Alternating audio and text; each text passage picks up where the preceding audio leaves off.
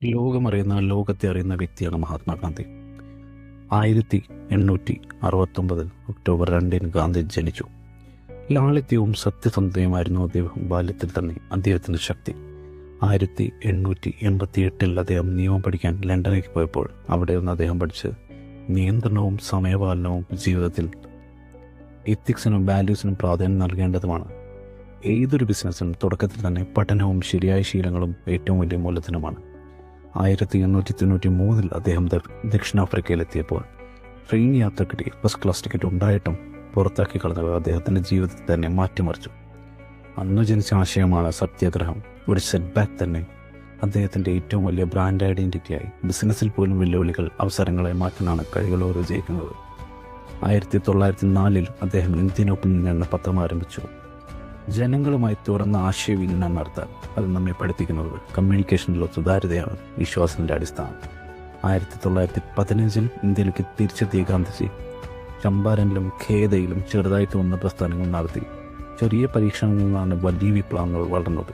ബിസിനസ്സിലും അതേ കാര്യം. Pilot project വിജയിച്ചാൽ മാർക്കറ്റിലേക്ക് സ്കെയിൽ ചെയ്യാം.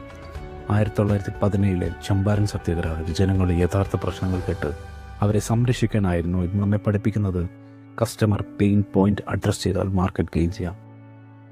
1920 അദ്ദേഹം നോൺ കോർപ്പറേഷൻ മൂവ്മെൻറ്റ് ആരംഭിച്ചു. ബ്രിട്ടീഷ് ഉൽപ്പന്നങ്ങൾ ബഹിഷ്കരിച്ചു. സ്വദേശി ഉൽപ്പന്നങ്ങളെ മുൻനിരയിലെത്തിച്ചു. ഇന്നത്തെ ഭാഷയിൽ പറഞ്ഞു മേക്ക് ഇൻ ഇന്ത്യ ആശയം. ബിസിനസ്സിൽ സ്വയം സൃഷ്ടിച്ച ഇൻഡിജിനസ് പ്രോഡക്ട്സ് ആണ് ഏറ്റവും വലിയ യൂണീക്നെസ്. 1930 ഉപ്പ് സത്യാഗ്രഹം ലോകം മുഴുവൻ ശ്രദ്ധിച്ച ഒരു സംഭവം. ചെറിയൊരു കാര്യം, ഉപ്പിന്മേൽ നികുതി. പക്ഷേ ദേശീയ പ്രസ്ഥാനത്തിന് മുഖചിഹ്നമായി. പാഠം വളരെ വ്യക്തമാണ്. ചെറിയ ആശയം പോലും വലിയ ഡിസപ്ഷൻ സൃഷ്ടിക്കും. ഇന്നത്തെ സ്റ്റാർട്ടപ്പ് ലോകത്തിൻ്റെ ഫിലോസഫി ഇത് തന്നെയാണ്. 1942 ക്വിറ്റ് ഇന്ത്യ മൂവ്മെൻറ്റ് അദ്ദേഹം പറഞ്ഞത് ഡു ഓർ ഡൈ. ഒരു വ്യക്തമായ വിഷയം ലക്ഷ്യങ്ങൾക്ക് പ്രചോദനമായി.